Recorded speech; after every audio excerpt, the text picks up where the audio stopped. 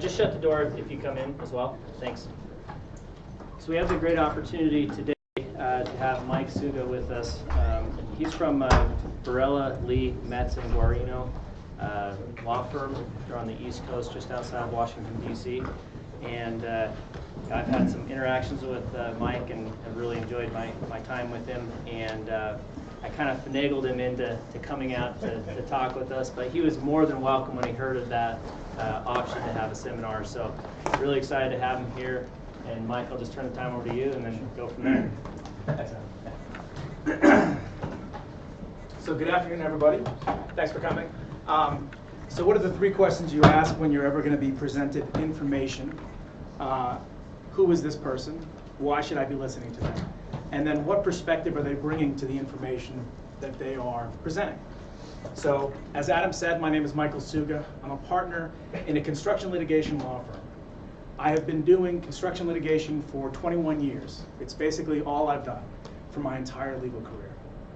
So what it means to be a construction litigation attorney means when projects go wrong, I represent owners, I represent contractors, subcontractors, design professionals, developers, dealing with claims associated with large construction projects.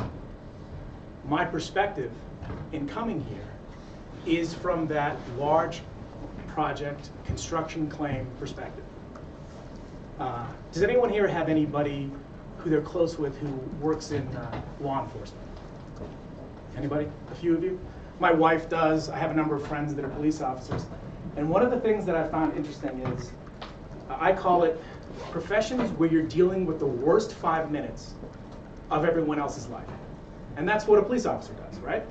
Their job every day is to deal with the worst 5 minutes of everyone else in the world's life. And it changes your perspective on how you view things. It does for all of my friends that are in law enforcement. Well, I deal with the worst projects of everyone's career. The number of times I have had a client or a witness that I'm deposing on the other side tell me, I have been in this industry for 10, 20, 50 years, and this is the worst project. This project went worse than any project I've ever been on. So that's what I have been dealing with. And that is the perspective that you have to understand I'm coming from. From my perspective, I don't get how anything gets built in this country. I don't get how any project could possibly go well, because I never see those. I would love to someday spend 6 months and work on a project in project controls in some trailer and actually see a project go well, because I have no idea what that would look like. At the same time, I think that, and what I hope to convey to you guys today, is that over the course of those 20-some years, dealing with, let's just say, roughly 100 of the worst construction projects that most people have ever seen, I have a certain perspective and a certain wisdom, perhaps, that I can bring and help you guys as you are going to embark on these construction management. Maybe you'll be superintendents, project engineers, project managers, whatever it is you end up doing. Maybe you'll remember a little bit of what we talk about today, and you'll kind of start to maybe see some red flags that'll help you avoid some landmines at some point future in your career. So with that understanding of who I am and what perspective I bring, what I was going to talk to you guys about today is in very, very broad terms how a claim, and that's what we call them claims. Basically what that means is something goes wrong on a project and there is some kind of attempt to resolve that problem. It's a claim. And how a claim starts from when you first recognize that claim all the way to the resolution of that claim, okay? And so I'm going to walk you through, in sort of very broad terms, what that process looks like. We'll look at a couple contract provisions, not a ton. And then at the end, what I was kind of hoping to do was to also explain to you guys, again, from very much the focus of my career and my perspective, and anecdotally, those 100 or so really, really miserable projects, what have I seen that tends to lead to projects where claims become problems and claims end up in litigation? Again, hopefully with the idea that as you guys go off into your careers, you may recognize some of these issues on projects that you might work on, and it'll help you perhaps avoid some of those issues. As I go through, if there are questions, I'm not working off of the script. I've put together essentially sort of an outline, kind of a PowerPoint, just to kind of direct the conversation, and I'll speak to each of these points. But if you guys have questions along the way, feel free to raise your hands. I have no problem with that, and we can deal with the questions as they come. Okay? So, step one. Something happens on your construction project, and we're going to call it a claim.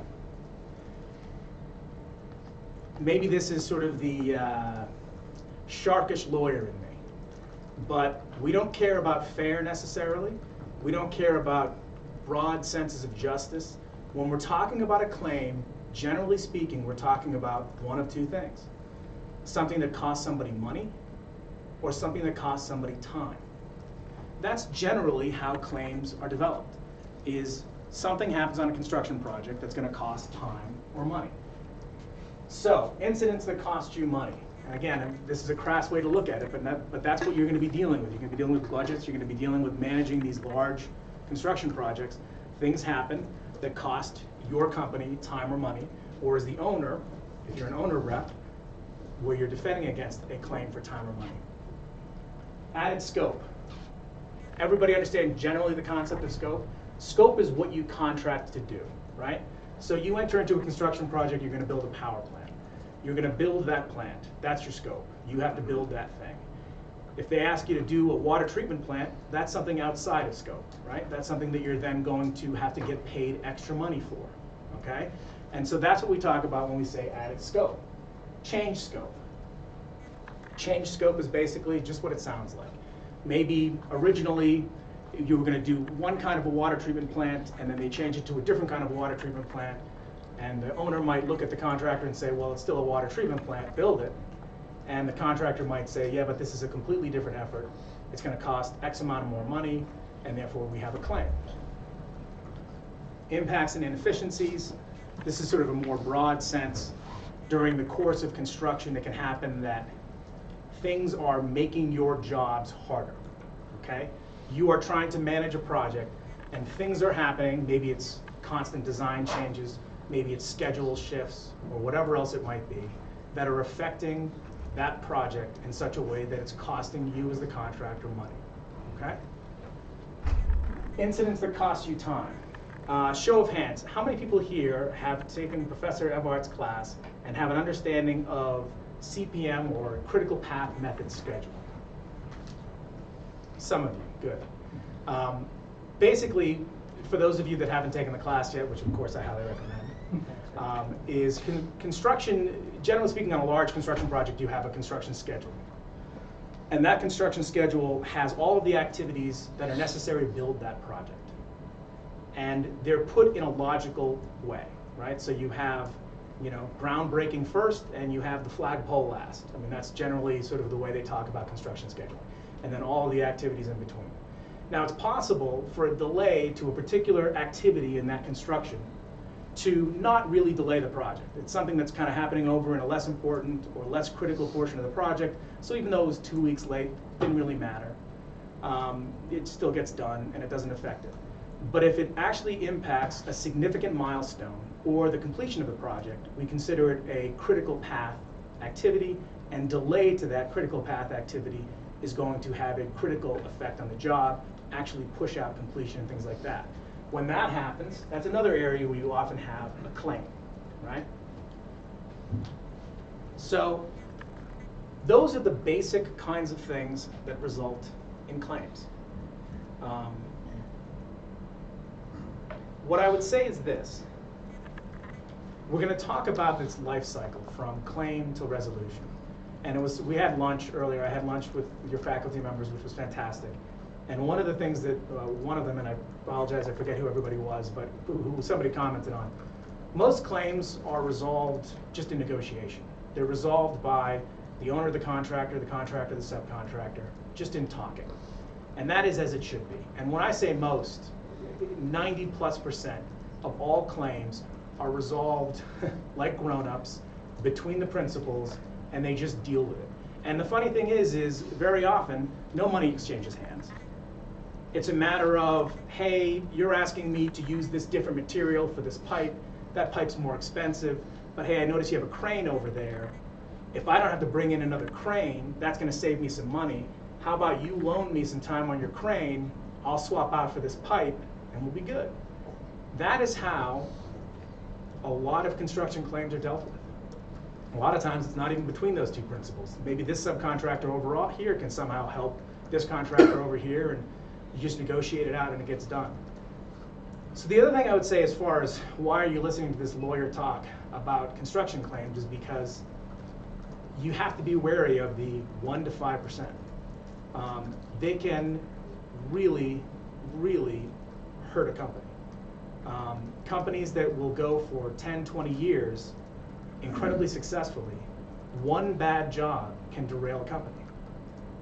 One bad job can also put them into a position where they then have to take difficult positions on other projects, and it ends up in a spiral that can destroy a company. That one bad project is the one you have to look out for. And so I would just say that. I mean, most of these claims are going to get resolved just by, grown-up negotiation, hopefully between cooperative parties.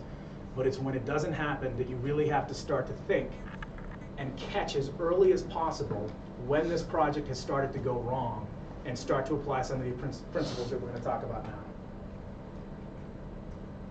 So in terms of having a claim, the first thing that you have to look at is your contract. Again, it's kind of boring, it's kind of dry. I've taken 1 million depositions of superintendents and project managers on various cases.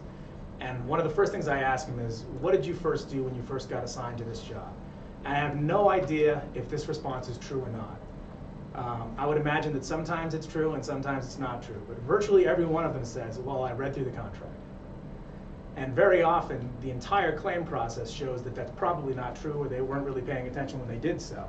But it is a great idea, because the contract is the source of what your rights are going to be in the event of a claim. And when we talk about a contractor having a claim, so I'm going to speak about this from the contractor's perspective. A contractor has a claim when there's a breach of affirmative contract obligations, when there's a breach of that contractor's contract expectations, or implied duties. And I'm going to talk briefly about each one of those. So, affirmative contract obligations. These are the most obvious ones. What's the first thing?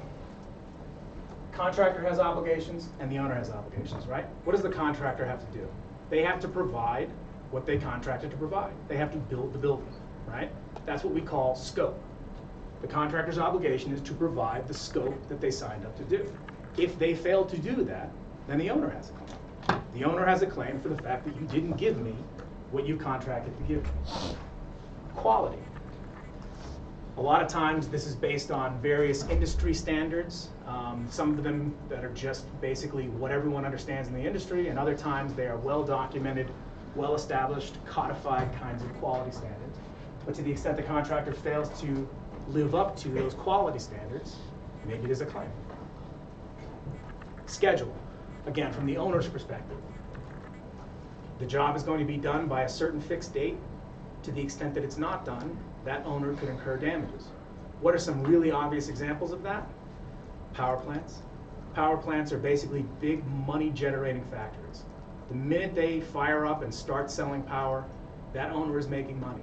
And every day that power plant is not fired up and running, that owner is losing extraordinary amounts of money.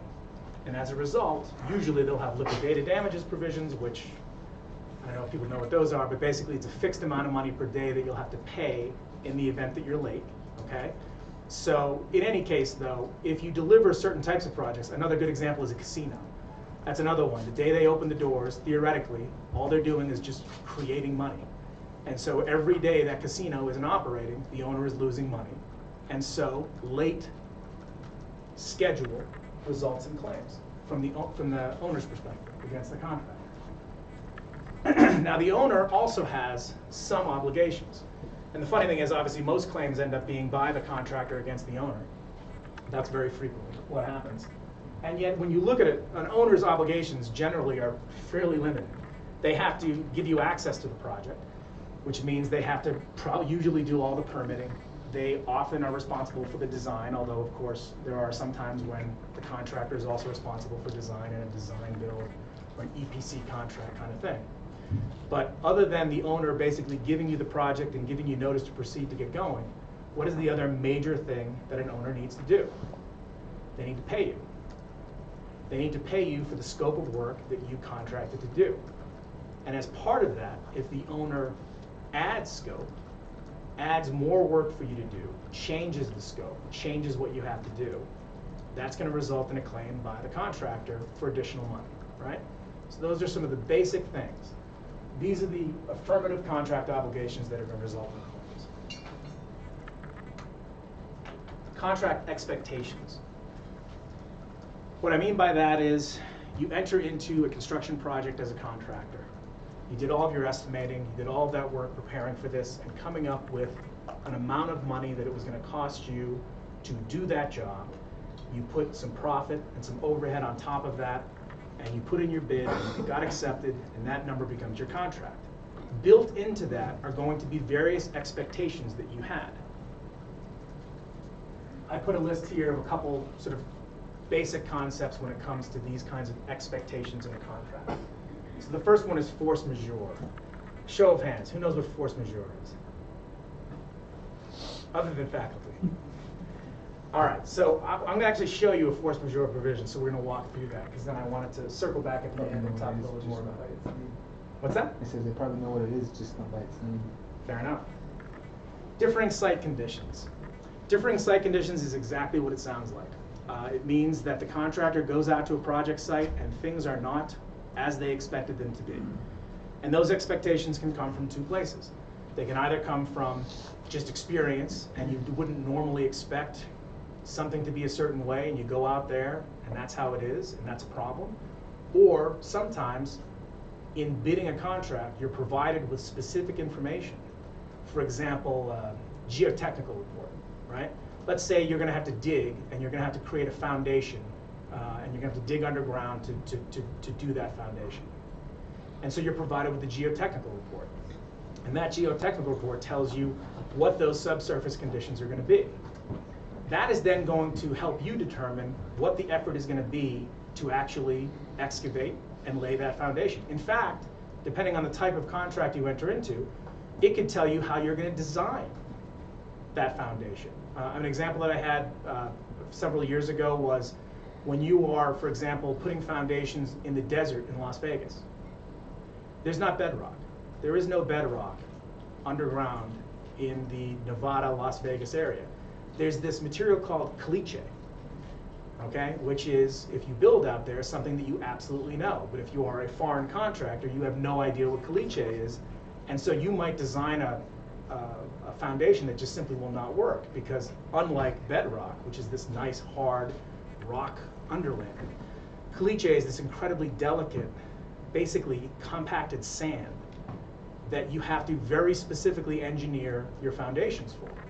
So that's an example of something where if you were to go someplace that normally doesn't have caliche, and you go out there and you have a certain foundation that you're going to do, and then all of a sudden this bizarre subsurface condition exists where it's not supposed to, well, that's a differing site condition. That's something different than what you would expect. Similarly, if you were given a geotechnical report and it said that there's going to be bedrock, and you go out there and there isn't, well, that's another type of differing site condition. So these are the kinds of expectations that can lead you to have a construction claim. I put mutual mistake up there. I shouldn't have. It's too confusing. Basically, it's if both parties have a certain understanding of something that's material to the contract, and that in fact doesn't end up being true, you can void the contract. But you know what? It gets too confusing to even think about, so we're going to skip over that. So I'd ask that you guys, if you knew what force majeure was, and I agree, you probably do, and you just never heard it phrased that way. Force majeure basically means bad weather, war, labor unrest. We had a project, it was the construction of the single largest power plant on the entire continent of Africa. And it's several miles outside of Johannesburg. And while the contractor was out there doing it, there was massive labor unrest, to the point of the construction managers all having death marks put on them. I mean, it was unbelievable. The lawyers from my firm that went out there to actually help deal with those claims had to stay in these raised platform habitats in the middle of preserves because it was the only place they could stay safely without being in physical danger. Labor unrest is a real thing, particularly in certain parts of the world. So that's what force majeure is. It's these things, acts of God, acts of nature, acts of governments that are so dramatic and so unusual that you don't necessarily put a whole lot into a contract just to deal with it because it's such an unlikely event. But the fact of the matter is it does happen. And if I could go off on like a minor, just personal little, I won't call it a soapbox, but just point of interest for me. Let me just give you guys, as people who are going to be doing construction management, hopefully for the years to come, one of the more interesting things that I think that you guys might be dealing with, and I'm going to be writing a paper on this actually, is this. Force majeure. We're going to look at a force majeure provision that specifically talks about bad weather later, okay? But consider this. How many times in the news over the last year, or the last few years, let's say, have you heard discussed in terms of a particular area of the country? I don't know if it's been the case out here in Utah. It certainly has been in other parts of the country. Worst weather 20 years, 50 years on record. I mean, I don't care what your opinions are on what causes climate change or whatever.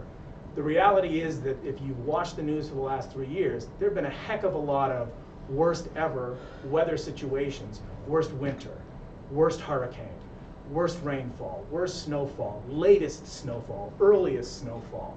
It's unbelievable how much of that has been in the news over the last several years. NASA actually did a huge study not too long ago. The results came out, I want to say about 2 years ago, that talked about parts of like Arizona and the Southwest experiencing droughts over the next 50 years that will make the Dust Bowl look like, you know, a rainy day. So it's interesting. The force majeure issues that you guys might be dealing with as you go off into construction management over the next, you know, decade or so, you might end up having this be one of the most important clauses in your construction project, because you will be dealing with weather that will be the first of its kind in 50 years or ever on record. So how that bad weather is defined is going to end up being incredibly important for the success of your project. So I mean, those are the kinds of things that you might think about. Anyway, this is what force majeure is. It actually does happen, believe it or not. You know, another example can be steel prices. You know, particularly when you have war and things like that, very often that can massively affect steel prices or the price of oil and fuel and things like that. So depending on the kind of project that you're going to do, these things can really have a serious impact on your bottom line and can result in claims. And how those claims are going to be dealt with will be discussed in the contract. Implied duties. We're going to talk about two of them briefly. Courts in the United States have almost uniformly said that in every construction contract, there is an implied covenant, an implied promise of good faith and fair dealing. That's the actual language. It's sort of vague language, and it's intended to be sort of vague language. And basically what it means is a construction contract can be written so as to be extremely difficult to one party or the other. And very often, courts have noticed, they aren't given as much attention as they should be, or depending on the economic situation or whatever, there isn't really an ability to negotiate some of these very harsh terms. And this has resulted in some really difficult circumstances for contractors and owners and designers alike. And so what has developed over the course in cases and in the United States is this concept of good faith and fair dealing. What does it mean? It means you have to be reasonable. And so as you guys go out and you do the first thing you do when you're assigned to a project, which is read your contract. I don't actually believe that happens, but you should. And when you do, and you see this fantastic provision, maybe it says, maybe you're looking at it and you're an owner's rep, okay? And the owner's rep, that the contract says, we are allowed to change the schedule, and you just have to deal with it. You'll just have to cope with whatever schedule changes you make. Red flag. But at the same time, if you're the one managing it and having that power, this seemingly carte blanche power in this contract to just change the schedule however you want. I would also caution that person that there is an implied duty of good faith and fair dealing. It has to be reasonable. What this basically means is every contract provision you look at, before you take advantage of it, because you have to look at it from both perspectives. There's contract provisions which you are going to use to your advantage, and there are contract provisions which you need to be wary of. And I am not suggesting that you shouldn't be wary of these very, very difficult contract provisions, because you absolutely should. They are going to be quoted time and time again during the project. They are going to be used in negotiation, and ultimately, a judge or an arbitrator may very well uphold a very, very difficult contract provision. So you need to be wary of it. But from the perspective of somebody who's using or perhaps abusing these contract provisions, just always remember this. Every contract provision you see, just add the word reasonable to it. And that's what the implied covenant of good faith and fair dealing is. It basically says there is no such thing as a construction contract that actually covers absolutely everything. And as a result, we are going to make sure that everybody just has to be reasonable. And so that both sides are going to get a fair shot at getting what they've contracted for. The owner gets a fair shot to get the building, the structure, whatever it is they've asked to be built, to have it built at a reasonable price. And the contractor has a fair shot to make a profit. That's basically it. That's what the implied covenant of good faith and fair dealing is. We use it all the time. And we use it all the time for that very reason, because there is no such thing as a construction contract that actually addresses every single situation. So who interprets it if it does go to court? Exactly. We're going to talk about that, but it really depends on what form you end up in. And that can dramatically affect your entire approach. And I'm going to go through each of those, but I'll nevertheless answer it briefly right now. Depending on your contract, depending on even just what the parties can agree to, you might end up just having two senior people negotiate a claim.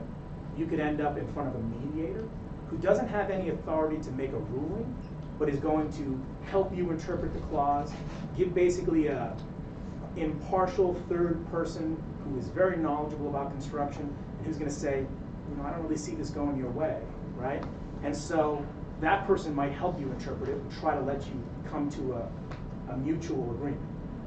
If you have an arbitration provision, you're going to end up in front of an arbitrator, okay? And we're going to talk about when you end up in front of an arbitrator and who they are and all that. Or you could end up in front of a judge, right? I mean, so it's any one of those. Very rarely, you could end up in front of a jury. Because remember that if you have a jury trial, the judge doesn't actually make any substantive decisions. The judge is just there to make sure that everything is fair, and then the jury makes the decision. So, although it is extremely rare in the construction industry, it happens. You could end up in front of a jury. So it depends.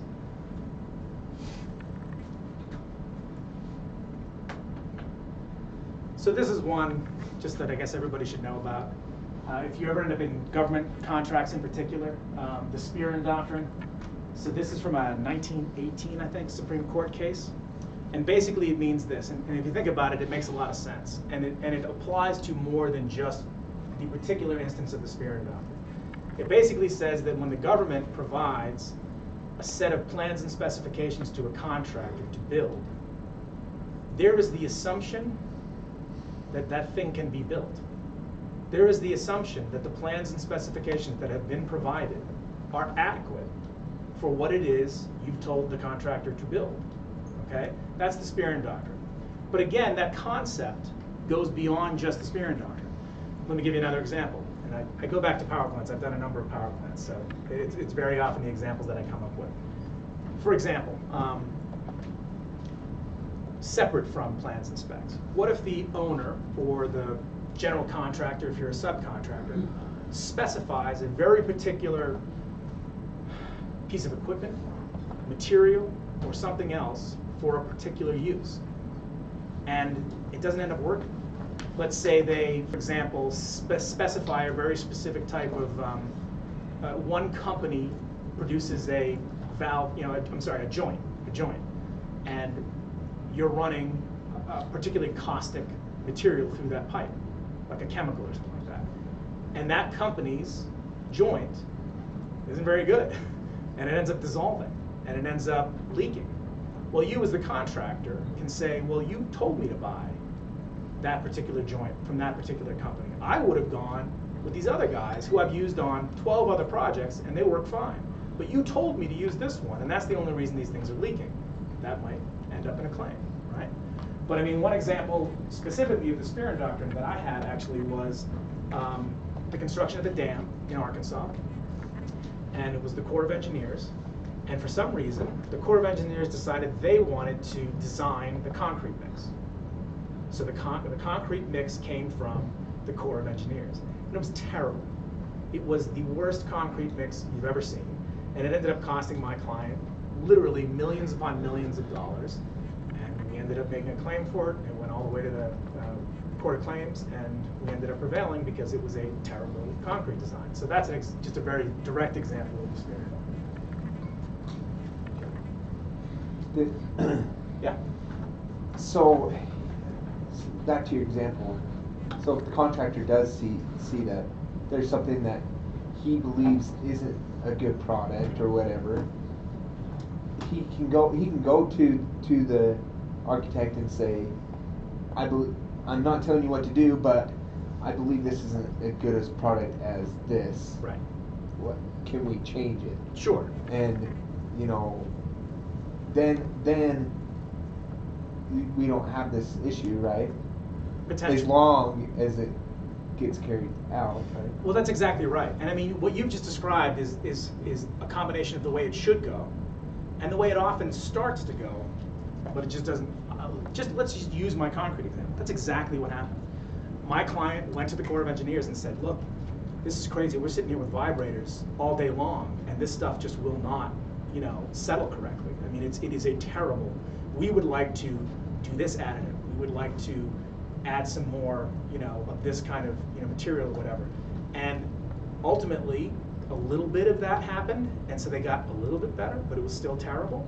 And they just couldn't get all the way because the more cement you use in concrete, right, the more expensive it is. And we were asking, because it's your terrible design, and we based our bid on your terrible design, and Portland cement is the most expensive part of concrete, right? You need to pay us for these modifications. And that's where the Corps of Engineers said, well, we're not going to do that, so you end up in a claim. Now, would everybody have benefited if they just spent $1 million on some more Portland cement and not $13 million in a judgment years later, plus attorney's fees? Yeah, they absolutely would have, but unfortunately that didn't happen. Yeah, so just one comment to that. So many who have taken my classes, I've talked about this, and oftentimes in your contract terms, you'll see this term substitution request. Well, it's not all it's made to be, right? Because once you make a substitution request, you actually take some sort of liability on yourself. And so, yes, bring it to their attention, say, hey, this is not working, and then say, give me something that works. Yeah. I'm not going to say what it is, but you give me something that works. That's right. Because you don't want that liability. That's Yeah. the point. No, it's true. No, that's good. Yeah. Appreciate that. All right, so you have a claim. Something goes wrong, right? Something's costing you. Oh, I'm sorry, in the back. Question to his question. Yeah. So say if you're the architect on the other side. Sure. And he comes to me and says, give me something that works. Could I, without putting more responsibility on him, could I ask him, what would you recommend? Oh, absolutely. Yeah, yeah. In fact, very often in those substitution clauses, there is an anticipation.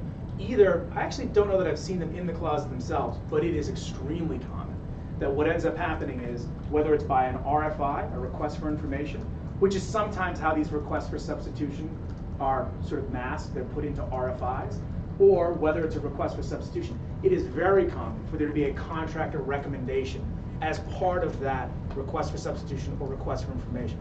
Absolutely. And in fact, I will also tell you that it is very common for the person in the design chair to say, well, submit something, and then if it's good, I'll approve it. And it kind of saves them from having to do the design part of it.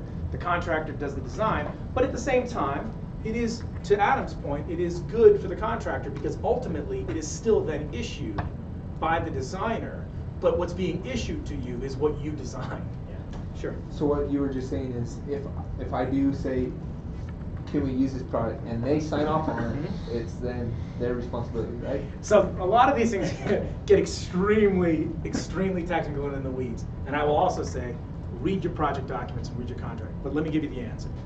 The answer is, unfortunately, it depends. Okay? And what it depends on is these little boxes. Okay? You're going to submit your submittals. All right? And there's going to be a ton of submittals on all these. Any big project you can do is going to have all of these submittals. Everything from here's the submittal on my safety plan to here is the submittal on exactly how I'm going to build this particular component of the project. Right? These are the materials I'm going to use. This is the equipment I'm going to use, etc. Okay? So to your point, on the front of those submittal sheets that have the little stamp by the design professional that gets signed, there's going to be these little check boxes. And those check boxes can say anything from we've seen it to we approve it and everything in between. And if all it says is seen or some language to that effect, they're not taking any responsibility for it at all. All they're saying is one of your obligations under your contract was to submit this to me. I confirm that you've submitted it to me. I'm taking no responsibility for it. But if it's actually approved in a more significant fashion, if a different box is checked, and the language on those boxes, can be very different depending on the contract. But it can be what you're describing, that we have reviewed it for its engineering adequacy, and we're good with it. And then there's more buy-in by the owner, and you have a better ability to stave off liability in the event that something goes wrong with that. Yeah, to drag this No, on, no, and I'll it's just fine. say one more thing. But then there's also contract language that says, even if we've seen it and approved the submittal, it's not our liability if you don't have something that changes the contract. So you gotta look at your contract. So it goes straight back to There's the documents that are only allowed to change the contract. Get it issued in a document like that, then submit the literature. So, do you remember when you were in middle school or so, history class, and you learned that Columbus discovered America, only to learn years later that in fact he did not discover America? I want to warn you guys, I am touching on this material at an incredibly surface level. The answer is going to be so project specific, so contract specific. Every state has its own set of laws and interpretations of all of those contract provisions. So I keep asking these questions. They're great questions, and I invite them as much because also to prove this very point, that the answer can be completely different depending. But I want you to understand that as I go through this, it's very, very dependent on very precise circumstances. All right, anything else? All right, so preserving your claim, something happens, you have to preserve it. Most big construction contracts are going to have notice provisions, right? They're going to say in the event that something happens that you believe is going to cost you more money or is going to delay the schedule, you have to provide the owner with notice, right? 10 days notice, 5 days notice, reasonable notice, whatever it might be. That notice usually has to be in writing. Know your contract, give the notice. In the event that you fail to give notice, I think this is a great example of that state-to-state difference. Some states will say, well, you didn't follow the contract's notice requirement, but did that really hurt the owner? If it didn't really prejudice the owner that you didn't give them notice, then we're fine with that. Others will say, strict compliance with the notice requirement. Even if the owner can't possibly show any way that they were prejudiced by the fact that you didn't give notice, the contract says you have to give notice or else you waive your claim, you've waived your claim. So, notice. And then notice will have varying requirements in terms of the content of that notice, okay? Project records. This is all I'll say. If you go to your lawyer and you talk about this awful thing that happened on the project that cost you weeks and tons of time and labor and materials, and they go to your daily reports, and there isn't a single mention of that event, that's going to be hard. It's going to be hard to prove that.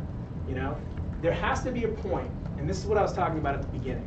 You need to come to a point where you recognize when things are going bad. When you recognize that these are not just small claim issues, or the person on the other side of the table is not going to be reasonable.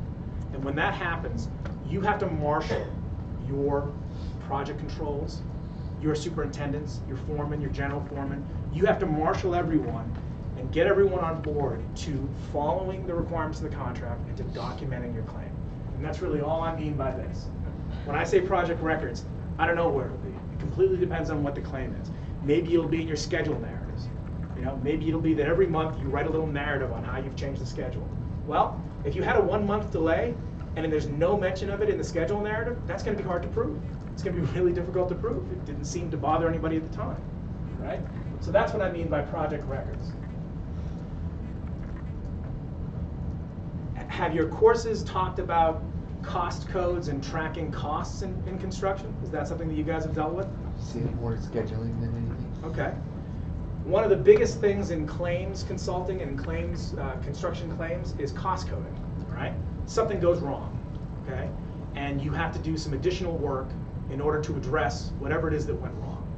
Using my concrete example, you have to go through extraordinary efforts to get this concrete to settle.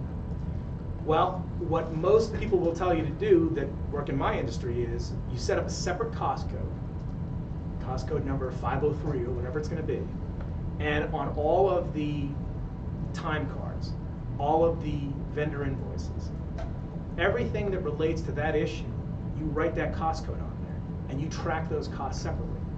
And that way, when somebody asks you, well, how much did this problem cost you? You can just add up those numbers and you've got the answer. There it is. That's how much it cost you. Okay? So these are some kinds of things to start thinking about in the event that you ever end up in a construction claim situation. Otherwise, you might estimate it. If it's something where you have an issue that comes up and the owner says, well, how much is this going to cost you? And they want to manage the risk of that issue by having you enter into a change order, right? Enter into an agreement that is going to say, we now recognize that there is this problem, and I, the contractor, agree to deal with this problem for X amount of money. And it's an estimated amount, and you agree on it. Sure. Not only for the time that you finally recognize it and on, but from the time you recognize it and back. Well, and so back can become a difficult issue. And again, now we're getting, this is good. We're getting more into the weeds, but that's good. So I will tell you that as a lawyer who someday handles that claim, so you say you have this claim, and maybe it did take you a while to recognize that it was a claim. One thing that a lawyer will tell you is make that estimate of how much it cost you going backwards as quickly as you can. Because if you try and figure out how much it cost you to do something in 2012, in 2016, everyone knows it's a guess. Everyone knows it's inaccurate. But if you can sit there and say, oh no, the day we realized what the problem was, we sat down and we said, okay, well, Chuck spent 17 hours on that, and that whole 2-week process by Bill, and all that, then it has much more weight when it comes time to actually negotiating that claim, right? Is when you come up with that estimate. And then the other thing that might happen, obviously, is T&M tracking. T&M tracking basically meaning an issue is identified, and you are told to track it on time and material, which is much like what I just described for cost coding, is that basically you separately track the costs associated with that issue for later negotiation and resolution. All right, we're not going to read this, but it's an example of what I was talking about, which is you go to your contract. So this is an example of what one contract that I dealt with said you had to do when the contractor identified a claim. It's difficult to read, it's confusing at times. Make sure that you talk to someone who actually understands exactly what it was. Maybe it's the person that negotiated the T's and C's. Maybe your company is lucky enough to have an in-house counsel that deals with these kinds of matters. And if absolute worst comes to worst, and you, particularly if you feel like something is heading the wrong way, talk to an outside lawyer to make sure that you're doing these kinds of things right, because it can get burdensome. So then you have to make your claim, right? Again, what does your contract say about making a claim? It can be anything from not existent in your contract and you just do your best to make your claim, to incredibly specific about exactly how you're supposed to make a claim. It can talk exactly about what damages you're allowed to claim for, what markups you're allowed to claim for. It can get incredibly specific, or it can be very vague. So this is going to be entirely dependent on what your contract says. Schedule analysis is another example. Maybe your contract specifically requires you to do a schedule analysis before you can claim delays. If so, You're going to have a scheduler or somebody who knows how to schedule, put together some fragnets or teach fragnets. Yep. So these kinds of analysis, and you're going to have to submit those as part of your notice of claim. We're not going to go necessarily into this. I mean, if people really want to understand some of the intricacies of how construction claims are put together, I'm happy to discuss it more. But there's various ways that you can end up pricing your claims. There's various different methods for that. Some of it dependent on when you've recognized that it is a significant claim, how well you've documented those claims and things like that. But this is one that I want to hit. Okay? Limitations on damages. So in that contract, there are likely, particularly again, if we're talking about a large construction contract, there are likely going to be provisions that limit the damages you can claim. All right, so one of the most common ones is a no damages for delay provision, okay? Which basically says, in the event there is schedule delay, you are allowed to get a schedule extension. In other words, I, the owner, will not penalize you for being late. I will give you that time extension. But you're not allowed to claim damages for it. And a contractor would normally have a lot of damages associated with delay. They have to rent a trailer for longer, they have to keep staff on longer. All of these various issues that are going to, I mean, sometimes cost an extraordinary amount of money over the course of a project and over the course of a significant delay. But if there's a no damages for delay provision, those are not dollars that you can claim. I will again say, state to state, whether or not that this is even enforceable. Some states don't allow you to do no damages for delay. Some states do. So I mean, that's another example of where this will vary depending on where you're building your project. Other types of limitations of damages. Remember my example earlier about the casino, okay? To what degree can that casino owner claim for all of the lost gambling revenues that they were going to make if you had built that thing on time? Well, that's going to be addressed in your contract, whether or not they can do that. And if it's not addressed, which would be very foolish for the contractor building a casino, then that, I'm telling you right now, that owner is going to make a huge claim for all of those lost revenues. Those are consequential damages. And very often in large construction contracts, consequential damages are not permitted by either side. Because at the same time, you're the contractor. Let's say there is a 3-month delay on your project, okay?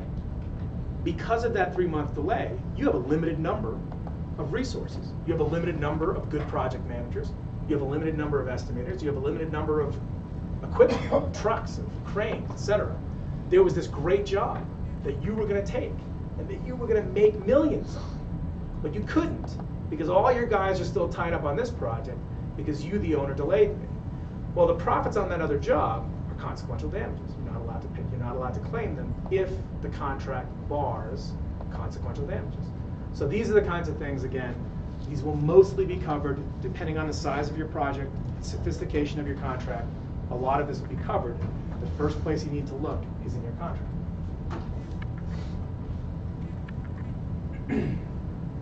Step 5, maintaining your claim. I'm about to write a motion on this, so this occurred to me pretty quickly. Ludwig. On construction projects, you want to get paid, right? And so you're going to submit a pay application every month or every period, whatever that period might be. And in that pay application, you're going to say, this is the work that I got done. Maybe it's going to be against the scheduled values. I finished 15% of the piping. The piping is $1 million, so you owe me $150,000, whatever it's going to be. You're going to submit that pay application. And then the owner is going to turn around and say, okay, we'll pay you. You just have to sign this. Okay? And the thing they're going to ask you to sign is a release of your lien rights. Liens? Have you guys touched on liens at all? Okay. All right, so basically it's a right that you have as a contractor to claim against a piece of property, right? But in order to get paid, they're going to have you sign a release of lien and sometimes a release of claims. Basically, you're signing that as of the date that I'm signing this, I have no claims other than ones that I've already made to you in writing and in accordance with the notice and claim provisions, right? So you could be sitting there talking to the owner, talking to the design professional about this claim that you're developing, and everybody knows that you're going to make this claim, but you haven't made it yet, and then you sign that piece of paper. Well, there are some jurisdictions that are going to say, yeah, I get it. Everyone knew. I get it. It's in that email. I get it. You were talking about it internally, but you signed this piece of paper, and as a result, you waived that claim. All right? So this is another example. I'm as much saying this. When you are in that seat, when you are that superintendent, that project manager, when you are someone who's in charge, the minute things start to go south, the minute you start to detect that, you have to get your project controls people all on board. I took a deposition very recently on this issue. No one even knew who had signed them. And I can tell you right now, whoever it was that did sign them had no idea what was going on in that project. Had no idea. They were probably just in the accounting department. And this was part of getting paid, so they signed it. They had no idea. And they very likely signed away millions upon millions of dollars in claims because no one who was in a position to marshal those forces and get everybody on the right page did so. So, very important. Just one thing too, Yeah. because sometimes contractors can use that. If you're a subcontractor, they can use that to try and pressure you to sign it so that you can Yes. get paid. And just know that typically, like as long as you're notifying them of the claims that you have existing, you can still sign the lien waiver or the release, but still hold your rights to the claims that you feel are due. So don't just sign it without giving them a list of what your claims are. If you sign it, then they can pay you, but they still know your claims. And that's exactly right. And there's a lot of clever ways around this. I mean, on the project that I'm thinking of right now, there were multiple subcontractors, there were multiple different contractors who were all given the same release to sign. At least one of them just signed them. Others absolutely wrote things in, except for the stuff we've already told you, except for the stuff we've already given you notice of. Whether that notice was formal or just in conversations and meeting minutes and things like that. Yeah, man. So does the fair dealing and like good things that apply to this too? Because I feel like this is like it's kind of like a hostile kind of thing. So, and here's the answer. The answer is not directly, but the concept that underlies the fair dealing is why different courts are going to enforce these things to different degrees. Okay. In Utah, for example, the enforcement of liens. I'm sorry, the enforcement of waivers of claims. I'm trying to remember what the language is by the Utah courts. It's not strict though. It's close to strict, but they leave an out. They leave a little bit of an out if it's going to be completely ridiculous, basically. And so what you find is that same spirit that causes courts to come up with things like the implied covenant of good faith and fair dealing will also make them say things like, you know, strict notice isn't required. You know, there has to be, I think what the Utah courts say is there has to be a clear and unambiguous waiver of claim, which just is a way for them to give a judge in a crazy situation an out.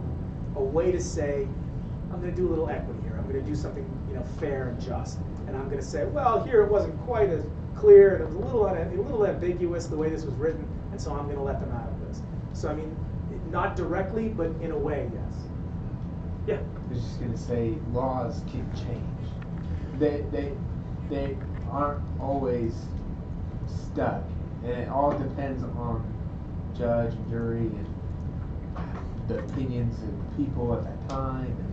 So I mean, this is this is as true as it gets, right? And not even just judge and jury and all, but the law itself. I mean, some of these differences that I'm talking about in state law are codified. They are actual laws. They're not just decisions. There are laws that say you cannot enter into a contract with the damages for delay, and if you do, that provision is void. There are laws in some states that actually say that. There are laws in some states that say you cannot waive certain things.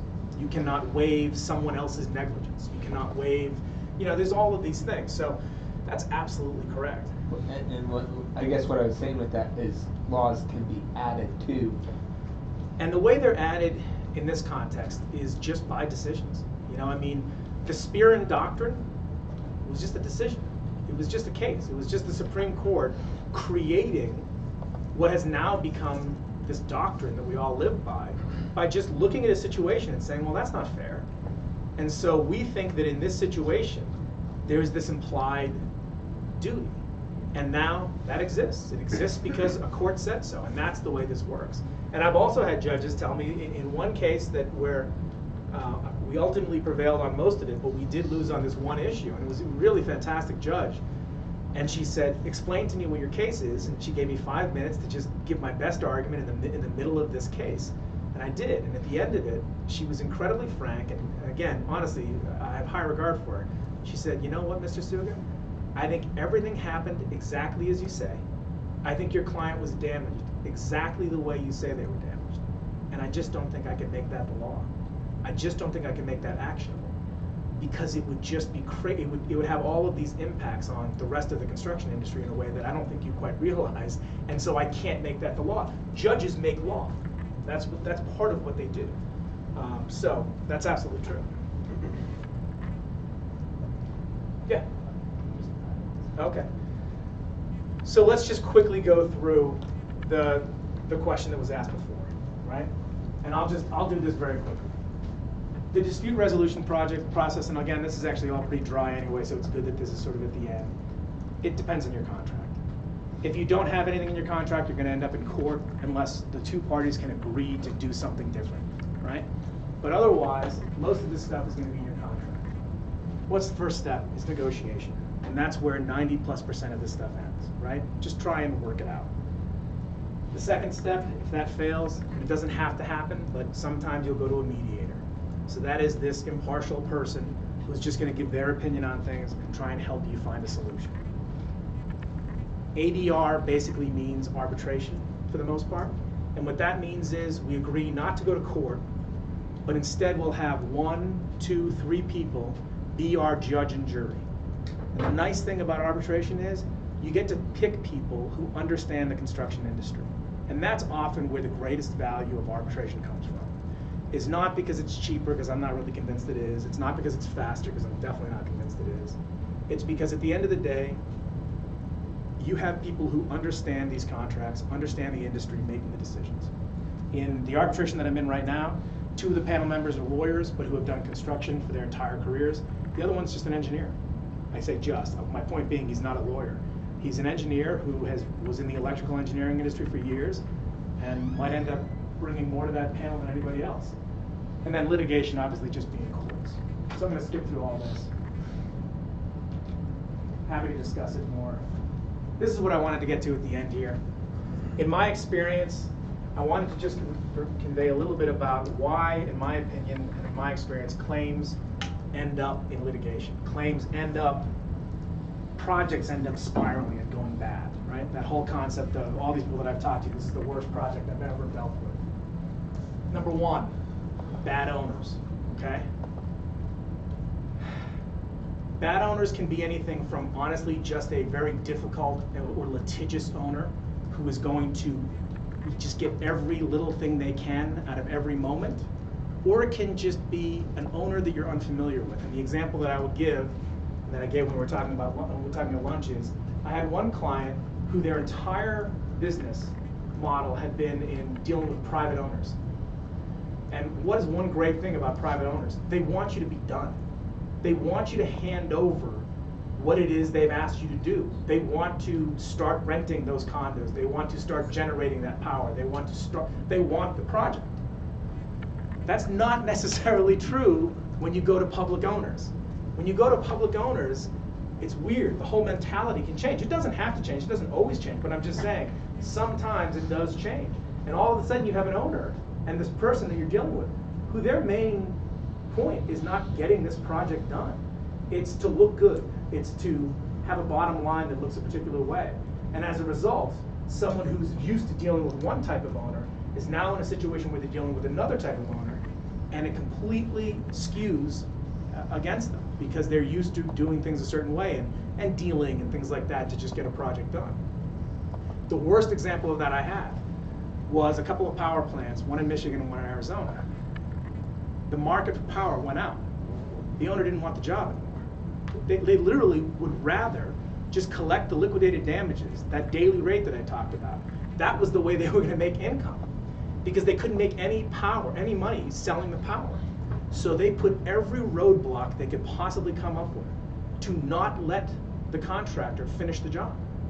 they wouldn't accept the results of any test. They basically just made it absolutely impossible to finish the job. So that's an example. That's a bad owner. Contractor bid busts. I guess I could also just call this, since I said nasty things about owners, bad contractor, right? So a bad contractor could be one of a couple of ways. So be aware if this is the kind of company that you're working for, okay? Bid busts, basically, you do your estimate and you miss some stuff. Look, that happens. And a lot of times that's gonna end up in claims. And that can be because you're not as familiar with the type of industry you're going into, the type of project you're building. It could just be that a mistake is made or whatever. But at the same time, there are bad contractors too. I call them change order contractors. Contractors that come in and win a bid nice and low, and they just think they're gonna actually make their profit off of just tons of change orders. And so every opportunity they can, they argue for a change order. Well, that's probably gonna end up in litigation too, right? Designing on the fly, and this is just gonna be your reality. If you guys go into big construction, maybe on some smaller stuff, or if you're doing modular stuff where you're building the same kind of project over and over again, you'll have complete designs. But if you're doing large construction, you're going to be bidding projects on 30% designs, on 50% designs, maybe on 70% designs. But you will not be bidding projects and entering into contracts based on complete designs. This can be a problem, right? This can be a huge problem. Resume builders, I love this one. A contractor wants to prove that they can do a $100 million project and they've only ever done a $20 million project. Or wants to break into the energy industry and they've never done a power plant before. They've never done a water treatment plant before. And so they want this on their resume. They want to prove that they can do it. And they kind of know it's a lost leader. They're not going to make a lot of money off of it because this isn't what they do. But they need to get the experience so that they can then enter the industry and do it later. And then they're shocked when, in fact, as expected, they don't make any money and they end up in litigation. Or because they weren't as familiar with the work, it's because they do poor work. Ambiguity and scope gaps, what I'm talking about there is just a bad contract. Let me give you the example, actually. I'll just jump to this and I can take questions. So this was the one I was talking about. How do you define weather, bad weather?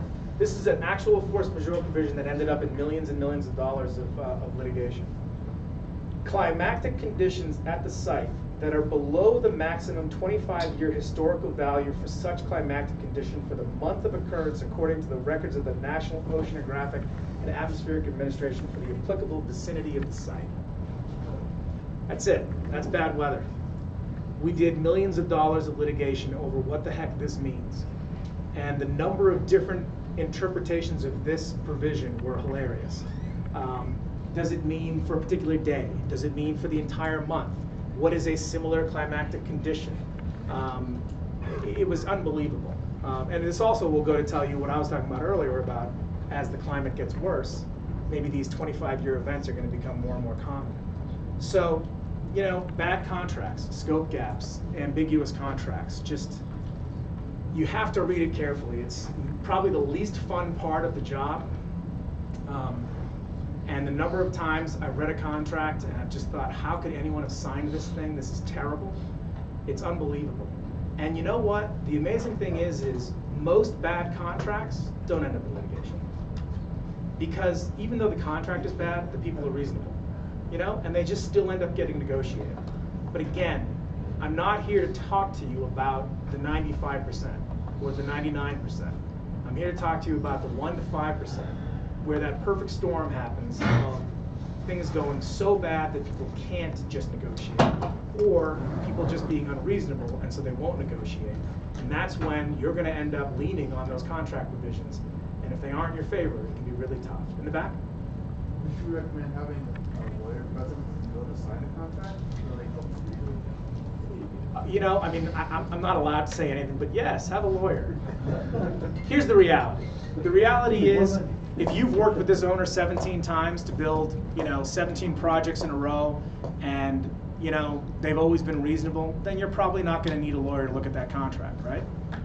If you're going for the first time with this new person, or it is an incredibly, absolutely. I mean, you know, you absolutely do. Yeah. How much faith do you have in the AIA contracts? You know, I mean, you have to understand who's writing them, right? I mean, the AIA contracts are generally speaking pro-owner, and they're not as strong for the contractor. how much faith do I have in them? I mean, they're well written and they're well commentated, so generally speaking, it's not like you're going to be in a situation where you have this incredibly ambiguous provision. Where people get in trouble on the AIA contracts is a lot of times they'll use the AIA contract as their base contract, and then they'll have special provisions, supplemental provisions and whatnot that will then create ambiguity, create conflict and things like that. Going forward in the project, you end up dealing with that. But it's a good set of documents. I mean, it's perfectly fine. So we'll jump in here. Mike's flight doesn't leave for a little bit of time, so he's more than welcome to stay around and Sure. Answer questions. Absolutely. We really appreciate your time. We know it's extremely valuable. Let's thank Mike for showing up today.